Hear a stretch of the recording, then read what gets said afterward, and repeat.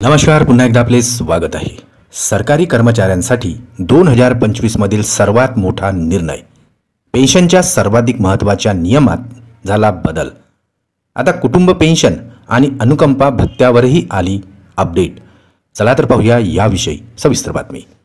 त्यापूर्वी चॅनलला नवीन असाल तर सबस्क्राइब करायला विसरू नका। नवनवीन अपडेट मिळविण्यासाठी बेल आयकॉनला प्रेस करायलाही विसरू नका। अत्यंत कामाची बातमी आपल्या सहकारी मित्रांना शेअर करायला विसरू नका। व्हिडिओ आवडल्यास लाईक करायलाही विसरू नका।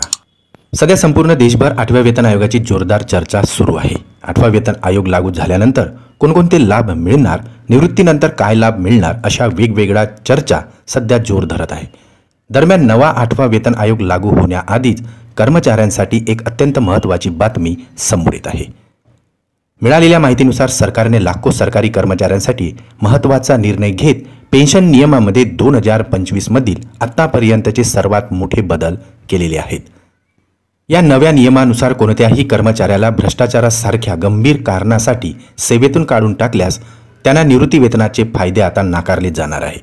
म्हणजेच भ्रष्टाचाराच्या कारणावरून जर कामावरून बडतर्फ केलेले असेल तर अशा कर्मचाऱ्याला आता सेवानिवृत्त झाल्यानंतर मिळणारे लाभ दिले जाणार नाही, असा निर्णय सरकारने घेतलेला आहे। सरकारने हा निर्णय 22 मे 2025 रोजी अधिसूचित केलेला आहे। या अंतर्गत कर्मचाऱ्यांच्या बडतर्फीचा आढावा संबंधित प्रशासकीय मंत्रालयाकडून आता घेतला जाणार आहे, असे सुद्धा आता सरकारकडून स्पष्ट करण्यात आले आहे। खरे तर पूर्वी या अगोदर दोषी आढळणाऱ्या कर्मचाऱ्यांना पेन्शन मिळत होती, पण आता अशा भ्रष्टाचारासारख्या गंभीर गुन्ह्यामध्ये दोषी आढळणाऱ्या कर्मचाऱ्यांना पेन्शन मिळणार नाही, तर कुटुंब पेन्शन आणि अनुकंपा भत्त्यावर देखील निर्बंध घालण्यात आले आहेत, अशी माहिती समोर आली आहे। पेन्शनचा हा नवीन नियम तयार करण्यात आलेला असून तो नवीन नियम 31 डिसेंबर 2003 पूर्वी नियुक्त झालेल्या सरकारी कर्मचाऱ्यांना लागू केला जाणार आहे।